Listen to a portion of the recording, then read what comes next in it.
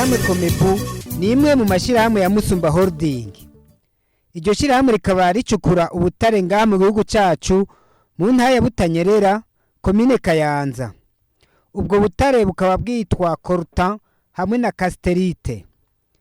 Intumbero nyamukuru y'iryo shirahamwe nuko igihugu cacu naco coshobora kugira ico gikuye mu butare gisanzwe gifise, na cyane cyane ko buzana amafaranga y'agaciro, gutanga akazi ku bene gihugu, na cyane cyane abavuka muri ako karere ubutare bucukurirwamwo.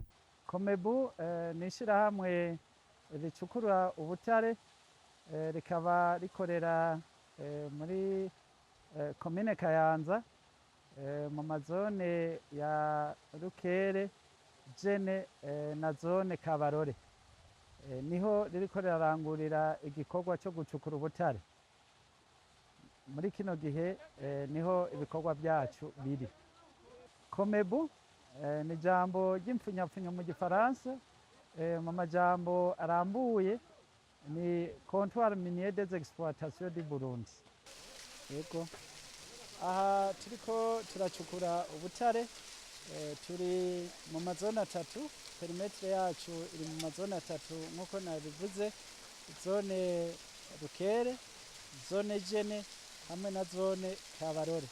Ayo mazone uko ari atatu n'amazone ari mu mazone agize ikomine yagutse ya komine Kayanza mu ntara ya Butanyerera.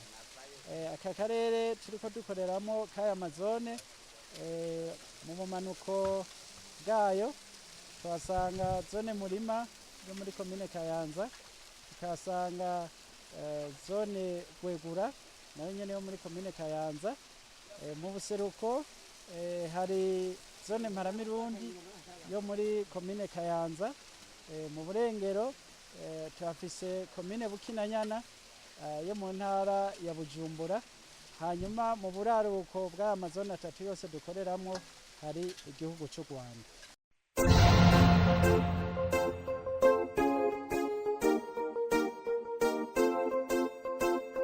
Ubutare n'amabuye, ariko n'amabuye afise icyo ashobora guhingurwamo gifise agaciro runaka. Ibyo bigatuma ryabuye naho ryitwa ibuye cyo kimwe n'ayandi, ariko ryitwa ibuye ry'agaciro kubera agaciro k'ikintu rihingurwamo iyo rimaze gucukura. Intumbero ya Komebu nico kimwe n'intumbero y'igihugu, nuko ubutare bw'Uburundi bwogira icyo bumariye Uburundi. Nico gituma sosiyete yacu Komebu yihaye intumbero yo gufasha mu gucukura ubutare kugira ngo igihugu cyacu gifatiye ku butunzi kama Imana yagihaye gishobore kuronka ibyankenerwa biciye mu kuronka amafaranga mvamakungu.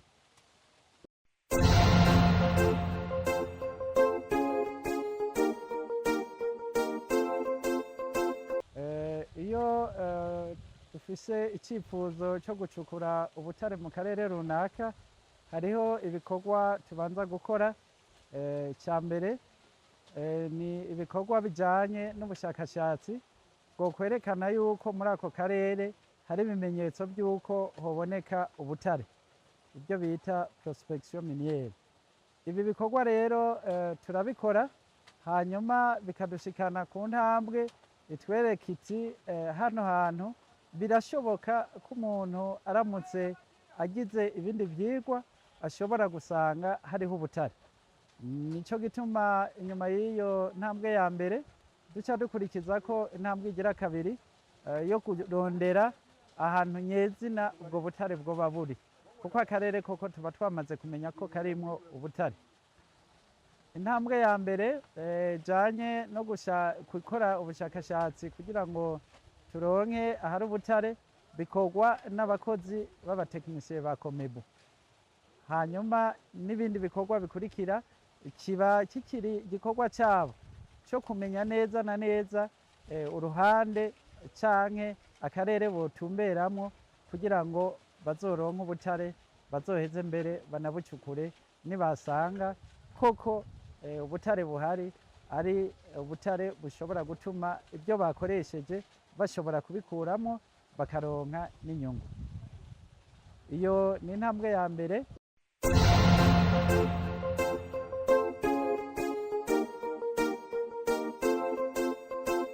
Intambwe igira kabiri rero ni intambwe yo gukoresha ibinogo byo twita mu gifaransa amaforage.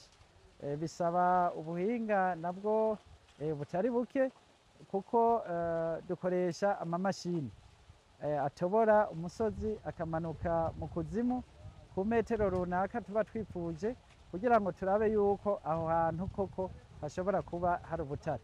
Ibyo bikorwa nabyo nyene biba biriko birakorwa biyobowe na sosiyete Komebu. Dushobora gukoresha abahinga b'iwacu canke tugakoresha abandi bahinga bo mu gihugu ariko babishoboye. Ico kidushikana ku ntambwe yo kuzofata ingingo aho dushobora kuvuga duti turavye ubutare buri ngaha turashobora kubwimba, sosiyete ikazoronka inyungu, canke ubu ntitwobwimba muri kino gihe kuko tubwimbye turavye ukuntu amasoko yifashe ntabwo dushobora kuronka inyungu. Ico gihe aho hantu tuba tuhazi naho tuba tutariko turahimba. Igihe kiragera kumbure ubutare bwaduza agaciro tugaheza tukahakorera.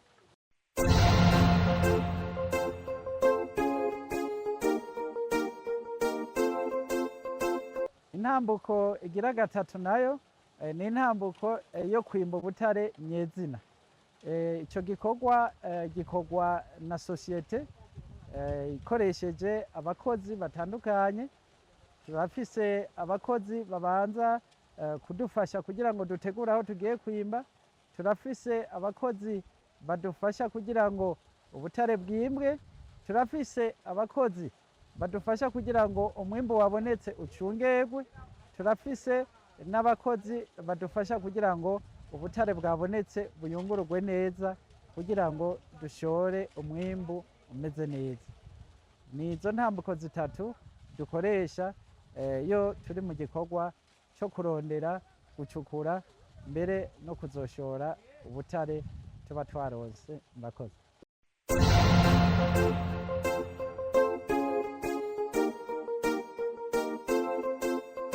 Muri kino gihe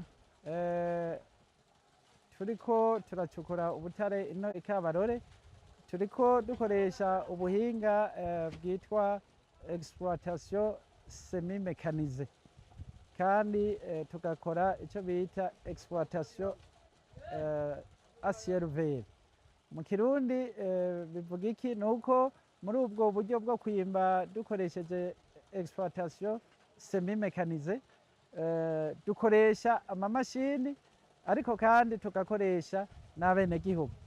Amamashini adufasha kugira ngo adutegurire aho abakozi bagiye kuzokorera, agaheza akahategura kugira ntihasubire kugira amasanganya kumbure yoba. Hanyuma abakozi bagaca nabo bakora bakoresheje amaboko, ibyo bita exploitation artisanale, kuko haba hakirimwo gukoresha amaboko cyane kurusha gukoresha amamashini.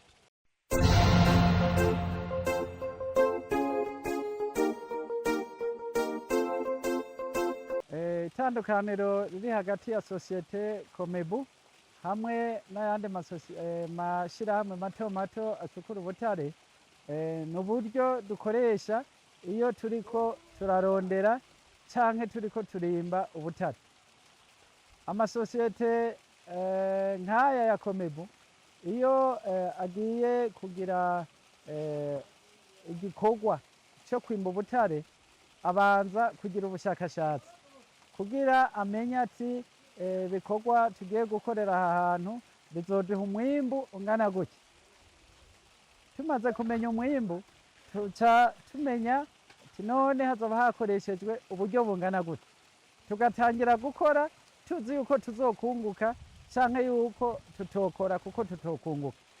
Ariko kandi muri ayo yandi masosiyete bobo iyo bamaze kubona yuko ahantu runaka hashobora kuba hariho ubutare, igikorwa gica gikurikira no kuja gucukura kuko nta vyigwa birebire baba bakoze. kuba ishyirahamwe komebu rihari akarusho n'intangere ku gihugu no ku benegihugu. ubutare bwaratugiriye akamaro cyane kuva aho tugiye kwimba hano muri sosiyete. Benshi twaba mu nzu z'ibyatsi, ubu tugeze kuba mu nzu z'amabati. Ubu tukaba tunatunze n'inka, hanje ubu ngeze ku nka 5, naraguze n'itongo hafi hegitari, nkaba mbere ndanatunze n'imoto noba narakuye hano mu Rwimbi. Nkaba noshima Imana kuko iyi sosiyete itabaho benshi tuba twaranapfuye, kuko benshi tuba twaranivye, ariko ubu twobishimira Imana. Nkaba ndangije nsozera yuko iyi sosiyete yogumaho, yobandanya itera imbere, natwe tukabandanya dutera imbere. Mu bwoko bwo ntangiye kuza kwimba muri iyi sosiyete kabisa, ndabona intambwe maze kugerako, kandi uriko araba ingene tubayeho, murabona isi ijya amafaranga za ngeri, inda, ibiki. Aha rero muri sosiyete hari ibintu byinshi bidufasha, tukimba tukaronka amafaranga. Nkaba ndangije nshima yuko sosiyete yokwamaho, kubera yatumariye akamaro kenshi cyane. Uriko araba umuntu ingene akoresha isi, kajya amafaranga muri za ngeri, inda, abanyeshuri, naho umuntu aba ni kuri sosiyete irakamaho. Sosiyete ni nziza cyane kwera. Akamaro abenegihugu baronka mu bikorwa bakorera ngaha byo gucukura ubutare n'akamaro katari gato, kuko abenegihugu n'abakozi muri sosiyete. Umukozi nawe abegwa n'impembo, niko tubizi mu kirundi cyacu. Rero abakozi bakora hano basanzwe bahembwa, harimwo abahembwa ku kwezi, hakabamwo n'abahembwa ku munsi ku munsi. Muri abo bahembwa ku munsi abo twita abajurnaliye, harimwo n'abacukura ubutare, bobo bahembwa ku cyo baronse ku munsi. Mugabo nabo tubashyira mu mugwi w'abajurnaliye, kuko ntabwo ari abakozi bahembwa ku kwezi. Muri uku gukoresha abo bakozi bo mu migwi itandukanye, bose barahembwa, yaba ukora ku munsi cyangwa ukora ku kwezi, araronka umushahara w'ibikorwa aba yarakoze. N'akamaro rero gakomeye ku miryango y'aba bakozi, mbere no mu kibano, kuko hambavu yuko baba bafise akazi, baba bakeneye no kubaho. Nta kundi kuntu rero bashobora kubaho igihe badakoresheje uburyo tuba twabahaye. Muri uko kubaho barashobora kuronka ibyo bafungura, barashobora kuronka uburyo bigisha abana canke bavuza imiryango yabo. Barashobora no gukora n'ibindi bikorwa byo kwiteza imbere hambavu y'ibi bikorwa baba bakorera hano, kuko amafaranga bakuye ngaha barashobora kuyakoresha bakora ibindi bikorwa bitanga inyungu mu miryango.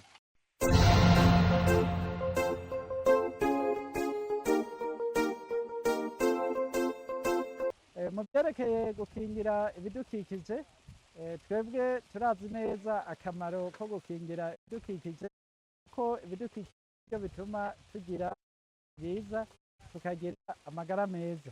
Twafashe rero iya mbere kugira ngo natwe tugaragaze uruhara rwacu muri icyo gikorwa cyo gukingira ibidukikije. Nicyo gituma uko umwaka utashe twama dufise pepiniyeri canke umwenegihugu runaka twahaye igikorwa cyo kugira aduterere ibiti aho turiko turakorera. Gituma no muri iyi minsi dufise aho duherutse guteza ibiti kugira ngo igihe cici kizogere ibyo biti byamaze kunaka. Ariko kandi turafise n'ibindi biti bikuze twateye mu myaka y'imbere, kumbure muraza kubibona hirya no hino ahadukikije aho turiko turarangurira ibikorwa byacu. Turafise n'umugambi wuko aho hose tuzoba twahejeje kurangurira igikorwa cyo gucukura, tuzogerageza kuhasubiza uko hari hameze, kugira ngo dushobore kuhatera ibiti, canke nitwaba tutari buhatere ibiti tuhakorere igikorwa rusangi muri ako karere tuba twakoreyemo. Murakoze.